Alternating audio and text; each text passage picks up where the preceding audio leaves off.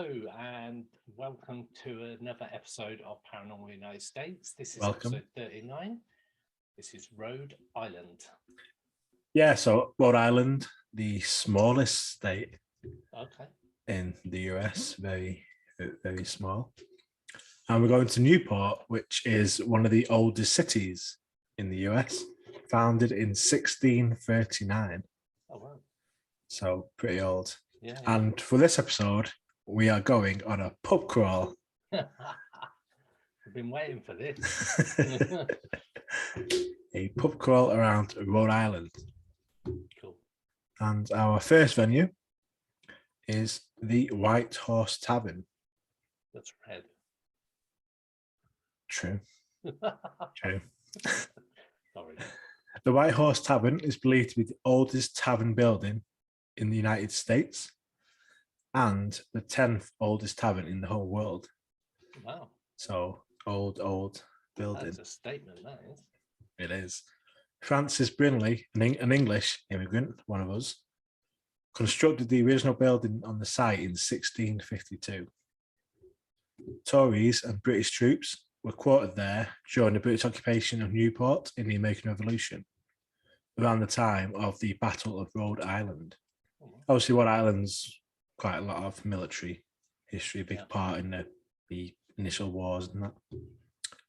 In 1952, after years of neglect as a boarding house, the building was sold and restored as a private tavern and restaurant, and it remains a popular drinking and dining location today. In the 1720s, every innkeeper's biggest nightmare happened when one of the overnight guests died in his sleep. Fearing that he had died from smallpox, which was rife at the time, the sister of the innkeeper was sent to Quarantine Island, Coast's Harbour Island, where, ironically, she caught smallpox. Yeah. Although she did survive, the guest who died, an elderly man, is regularly seen today, dressed in shabby colonial attire. He has been seen by staff and guests many times in the main dining room by one of the fires, where he's been known to pester female diners. Wow. It's believed that females are more sensitive to spirits than men. Yeah. And has also been seen in the men's bathroom upstairs. Okay. This is the dining room in the picture where it's been seen. Another spirit which regularly makes itself known is believed to be a former staff member, as it supervises staff and helps to keep an eye on the guests as a guardian of the building. This spirit taps staff on the shoulders, tells them it's time to lock up, even when it's a bit early, and then patrols the building while staff are closing up the tavern and counting the money to be put in the safe. Wow. This spirit could also be the woman who's seen wandering around the tavern, only to disappear by the fireplace. One final tale before we leave our first pub is the sound of a young girl crying, even when there's no children in the property. Multiple visitors have heard the little girl crying, especially near to the toilets, but the source is never found or seen. Wow. That's always creepy when there's a small child and never good. Just across the street from White Horse Tavern is the Jailhouse Inn, which has its own share of spooky goings on. Could it be this whole area is haunted? The street that both of these venues are off is called Farewell Street. Oh, goodness. And that leads into the nearby Island Cemetery. So a lot of, obviously, bodies and stuff going on there. So it could be the whole area that has got stuff going on. So as you may tell from the name, this building was formerly a jailhouse. Built in 1772, the building housed a jail and a police station until in 2005 it was bought and renovated into an inn.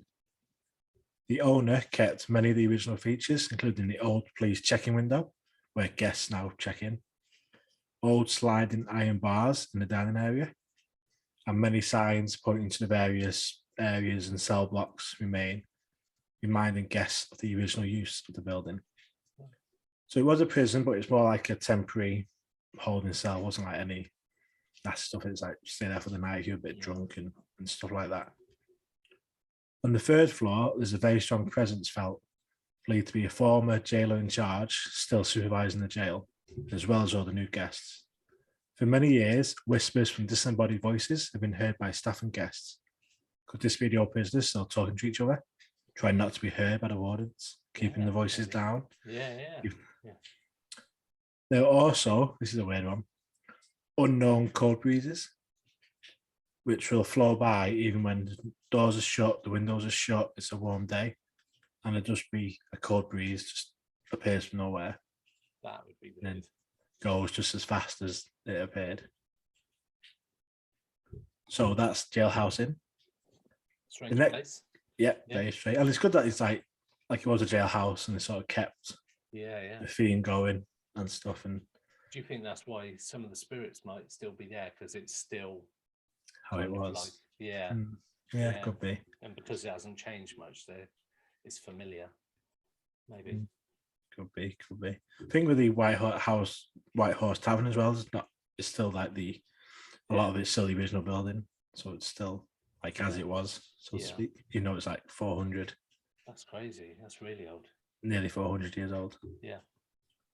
So our next venue on the pub crawl, a few streets away, is the Pilgrim House Inn. This bed and breakfast was built in 1775 and has been an inn since the early 1800s with 11 rooms over 3 floors. The most storied ghostly guest is that of a young girl called Jessica, whose mischievous spirit has been seen staring down rooms into the street outside and has been known to appear to guests in room 8 and room 11, both on the 3rd floor. Believed to be the daughter of an Irish family who made the inn their home sometime in the 1800s, Jessica seems to relish playing practical jokes like buzzing intercoms and empty rooms. The staff would go up and it's an empty room. Playing a music box in the middle of the night, which was heard by a guest. And then he was like, mentioned it the next day. He was like, I heard, like, in the middle of the night, like, complaining about the guest next door. And they're like, there's no one in that room last night. Oh, God. And even slamming the dryer door when the lady who owns the building now was loading the laundry. Slammed the door, dryer door slammed shut, and then an unknown hand pressed the start button to actually start the dryer. And she was on her own in the laundry room. I'd be out. So do the rest of it. I can fold it for me as well. If you wanna do the laundry. One group taking a ghost walk. Obviously, there's lots of ghost walks around both like Rhode Island because there's lots of places like this. Yeah. One group that's taking a ghost walk toward the town reported seeing a little girl in an old-fashioned dress standing at the foot of the inn stairs when there were no children staying in the inn that evening. One theory is that Jessica died after falling down these very stairs. Wow. But no one knows for sure. An unusual aspect about this inn, and you may be able to see some, just there behind me, is stuffed rabbits. Oh yeah, just on the bottom there. So this began when the innkeeper, Debbie Fonseca, began to collect toy rabbits, whose collection quickly multiplied until stuffed bunnies now occupy nearly every corner of the inn. Okay. Does Jessica stick around to play with these bunnies? Yeah. Possibly.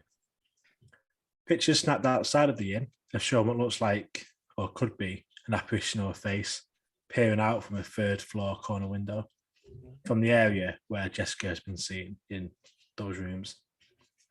One unnamed paranormal investigation group caught on digital film during a 2008 investigation what looks like a little girl dressed in an old-fashioned dress from another era, standing on the main staircase. I'm not been able to find either of these pictures. I have there's a paranormal group that took the picture from outside. Yeah. Doesn't seem to be running anymore. Okay. So the website's now defunct. The Facebook page is not there anymore. I've not been able to find that picture. That's a shame. Or the picture of the girl stood by the stairs, which is this staircase. Yeah. But I've been able to find the actual picture. Tried very hard of the actual apparition caught in the image. Sadly, yeah. Sadly been good because lots of stories about this girl at this inn. So I'm with a couple of pictures, so it would have been good to. If anyone listening has seen those pictures or finds them anyway, better than digging at me than me. Let us know because I'd love to see the photos. Yeah, definitely. Yep, and that is our pub crawl stop of Rhode Island. I'm hammered.